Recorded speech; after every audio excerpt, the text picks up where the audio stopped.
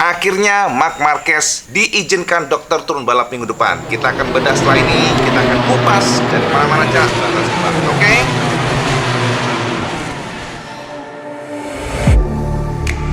Getting hype when I aim up, elevating that game up, stepping up to the competition. Only first place and that's how I'm living. I'm with it till they digging up my grave. Eating all the things up on my plate. Get in the face when I step up in the place. I was born and when I watch me elevate. I was born and when I watch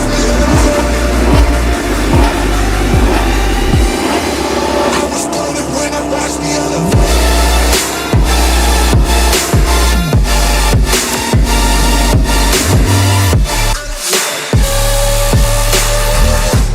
Assalamualaikum warahmatullahi wabarakatuh, Kang Bro. Ketemu dengan IWB. Ada kabar terbaru dari MotoGP bahwa dipastikan Marc Marquez diizinkan oleh dokter untuk turun balap minggu depan pada balap atau race Portimao. Jadi kita akan bedah sedikit mengenai Marc Marquez ini. Piye Kang Mas kok bisa belungi coklek itu, terus bagaimana kok sampai dia harus istirahat hingga 9 bulan. Sampai tahu kan di masa lalu bagaimana Yamaha berusaha keras untuk bangkit. Yamaha merupakan pabrikan yang paceklik juara. Jadi kalau sampean lihat sejarahnya, di tahun 93 adalah tahun terakhir Yamaha juara dunia sebelum mereka tidak pernah sekalipun mampu meraih juara dunia. Jadi sudah satu dekade lamanya mereka paceklik juara dunia. Dari 93 hingga 2003 itu adalah masa-masa bagaimana Yamaha itu sangat-sangat kesulitan, menderita, suffering. Mereka berusaha keras bagaimana bangkit dari keterpurukan melawan pabrikan-pabrikan Jepang lainnya. Karena sampai tahu kan justru di tahun 2000 hanya Suzuki yang mampu nyolong juara dunia dari Honda. Kalau kita membahas mengenai Honda, tidak lepas dari sepak terjang Mike Doohan di NSR 500. Mereka tidak terkalahkan. Di mesin 2 tak pada saat itu hanya Honda yang meraih juara dunia cukup konsisten. 94, 95 dan sebagainya mereka hanya kecolongan satu saja dengan Suzuki di tahun 2000. Sayang sekali Kang Bro, Honda memiliki arogansi. Mereka terlalu overconfident. Satu-satunya pembalap yang diproyeksikan Honda untuk menggantikan Mike Doohan adalah Valentino Rossi. Pada saat pertama kali diproyeksikan untuk transisi dari NSR 500 ke RC211V, Valentino Rossi adalah salah satu pembalap yang dilibatkan langsung untuk memberikan input, kemudian juga menjajah atau ngetes langsung motor Honda. Dan inilah yang memberikan sebuah kita katakan kelebihan Valentino Rossi, karena dia adalah satu-satunya pembalap yang tersisa saat ini yang merasakan atau juga menjadi juara dunia di kelas 500cc. Bahkan di 4 tak juga engine dari 2 tak itu lebih liar, tidak terkontrol, dan juga ledakan engine-nya itu pada saat itu masih minim intervensi elektronik. Jadi kalau sampean membandingkan dulu dengan sekarang beda banget. Makanya Valentino Rossi sempat berkatakan bahwa saat ini atau sekarang MotoGP lebih ke elektronik, MotoGP lebih ke sempurna elektronik. Tidak hanya bisa mengandalkan skill daripada pembalap, dan itu yang tidak sesuai Valentino Rossi. Namun memang ya, zaman sudah berubah. Marc Marquez itu datang dan menjadi idola baru pada tahun 2013. Dan semuanya terkejut karena di tahun 2013 Marc Marquez menjadi salah satu pembalap termuda yang bisa meraih juara dunia MotoGP dengan usia 20 tahun 266 hari. Gila itu, 2013 Jadi baru 20 tahun sudah menjadi juara dunia. Dan pada saat itulah starting momen 2013 tersebut menjadi momen kebangkitan era Marc Marquez yang disebut sebagai Baby Aliens, dan juga era kebangkitan Honda yang langsung mendominasi jalannya balapan MotoGP. Karena setelah itu sangat sulit bagi Yamaha untuk menjadi juara dunia. Hanya di tahun 2015 Lorenzo nyolong, itu pun ada sedikit insiden-insiden kontroversi lah 2015 itu merupakan kontroversi karena dianggap Marc Marquez menghalangi Valentino Rossi yang sudah memiliki poin yang cukup sangat berdekatan dengan Lorenzo. Dan ternyata sekali lagi dengan adanya clash, sedikit clash istilahnya kita nggak tahu apakah benar atau enggak, tapi Marc Marquez sih membantah terjadi konspirasi antara Marquez dengan Lorenzo. Dan pada finalnya Valentino Rossi gagal meraih juara dunia dengan hanya sedikit poin, kalah dari Lorenzo. Praktis sama sekali 2015 adalah tahun di mana Yamaha terakhir juara dunia, karena setelah itu Honda mendominasi hingga sekarang, kecuali di tahun kemarin karena Marc Marquez tidak hadir. Dan pada finalnya Suzuki juara dunia. Sebuah brand yang tidak pernah dipikirkan oleh Yamaha akan menjadi penantang terberat, karena sama tahu kan Ducati adalah kandidat yang dipandang sangat-sangat tangguh. Namun siapa menyangka Suzuki justru yang menjadi juara dunia di tahun 2020. Itulah momen bagaimana susahnya Marc Marquez, bagaimana kesulitan Marc Marquez. Marc Marquez terpuruk banget, Cak. Jadi tahun 2020 adalah masa yang tidak pernah akan dilupakan Marc Marquez. Karena, Cak, bagaimana Saman bisa menyangka, tidak pernah menyangka Marc Marquez yang sangat-sangat dominan ya, sangat-sangat dominan, tiba-tiba crash dan iki, Cak. Jadi lengannya tuh podel, Cak. Jadi lengan humerus ya. Jadi kalau saya bertanya, sebenarnya cederanya apa sih, Cak IWP? Marc Marquez itu jatuh, kemudian patahnya itu bukan karena patah karena terbentur aspal, enggak, tapi karena terbentur ban depannya RC. Jadi kalau sama lihat di slow motionnya, Marc Marquez jatuh, kemudian RC 213V motor Honda terpelanting, berputar, dan pada ban depannya itu menghantam lengannya sini. Saya bayangin aja, terhantam ban depan motor dan coklek, Cak. Bosone jadi tugel, Cak. Ini adalah tulang inti, humerus itu tulang inti. Dan sama tahu kan, ini ada tulang besar dan ini menjadi tumpuan para pembalap untuk membalap. Bagaimanapun ini adalah sebuah core bagi para pembalap. Kalau kaki mungkin masih bisa diakalin. Kalau kaki kiri mungkin kita akan kesulitan rebah ke kiri. Namun kalau untuk humerus, semua cornering pasti semua tikungan akan kesulitan. Tapi Kang Mas, kalau sampean ngerem atau sampean betot gas atau sampean ngerem kan pasti bertumpu dari tangan di sini.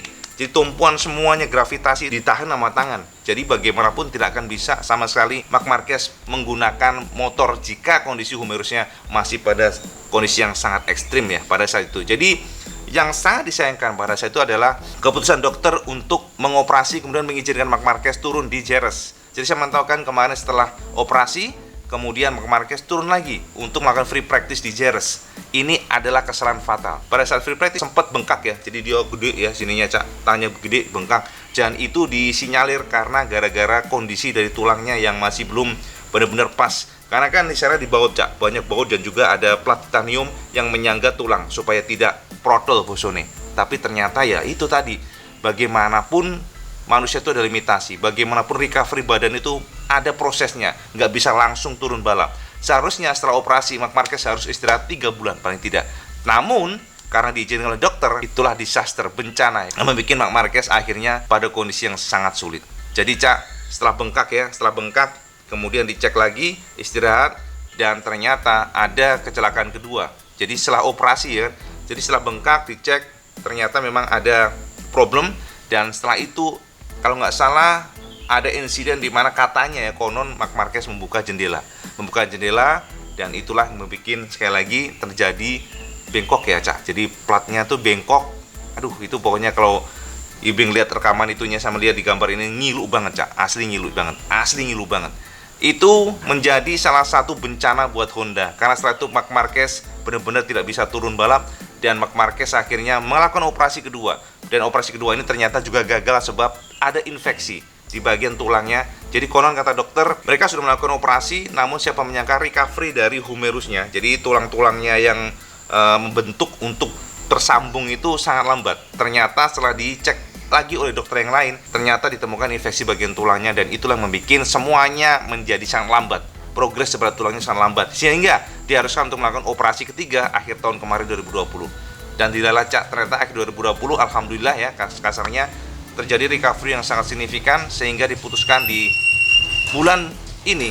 Sehingga diputuskan di bulan ketiga kemarin, kalau nggak salah kan bulan Maret sudah sempat ngetes. Pada saat itu sudah ada indikasi Marc Marquez akan turun. Namun ternyata dokter belum mengizinkan hingga pada finalnya officially kemarin HRC sudah mengumumkan bahwa Marc Marquez akan turun balap di Portimao minggu depan. Jadi ini good news buat sampean semuanya, kabar bagus buat sampean semuanya sudah menunggu Marc Marquez. Ini juga akan tetap dicek lagi pada finalnya nanti sebelum Marc Marquez turun.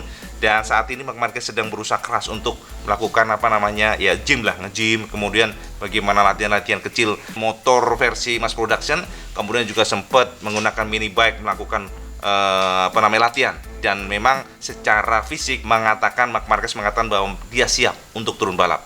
Jadi, langsung bertanya, kenapa Honda terpuruk tanpa Marquez? Karena memang, Cak, saat ini kita harus akui bahwa Honda mengembangkan motor. Bisa kita katakan lebih fokus kepada masukan Marc Marquez. Jadi, Marc Marquez sentris. Bisa saja. Banyak mengatakan demikian, Ibi katakan setuju. Karena bagaimanapun acuan Honda adalah motor dikembangkan dari pembalap yang memberikan juara dunia terbanyak. Itu sangat dimaklumi, sangat wajar. Semua masukan, semua yang diinginkan oleh Marc Marquez dikabulkan. Dan Marc Marquez adalah pembalap yang suka motor agresif, suka motor yang sangat-sangat ekstrim, sangat-sangat liar.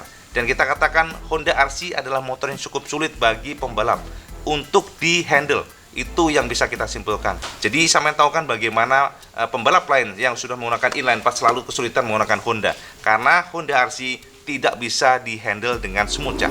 Jadi motor ini harus beringas, motor ini harus kasar, motor ini harus melakukan braking yang sangat keras, kemudian clothing point juga sangat-sangat agresif. Itu yang tidak dimiliki oleh pembalap lain, namun dimiliki oleh Marc Marquez. RC seperti motor yang solid, motor yang tidak punya potensi, namun ketika di-handle oleh Marc Marquez, RC 213V adalah motor yang beringas dan sulit dikalahkan ketika dipegang oleh orang atau pembalap yang memang tepat di tangannya. Jadi ngono sekali informasi buat sampean Kang Bro. Jadi fix ya, bahwa Marc Marquez akan turun balap minggu depan di Portimao. Kita akan lihat bagaimana sosok dari Marc Marquez nanti, karena yang pasti pasti akan beda. Tidak akan setajam biasanya. 9 bulan istirahat, sama bayangin aja, 9 bulan tidak pernah handle motor. Jadi saran IWB buat Marc Marquez, jangan terlalu ngoyo dulu. Marc sampean harus adaptasi dulu. Jangan berpikir untuk ke depan dulu, tapi adaptasi, ukur kemampuan badan, kemudian juga kontrol emosi, karena bagaimanapun yang pertama saat ini Honda mengatakan mereka tidak fokus pada juara dunia, namun bagaimana Honda mensupport Marquez untuk comeback di MotoGP. Itu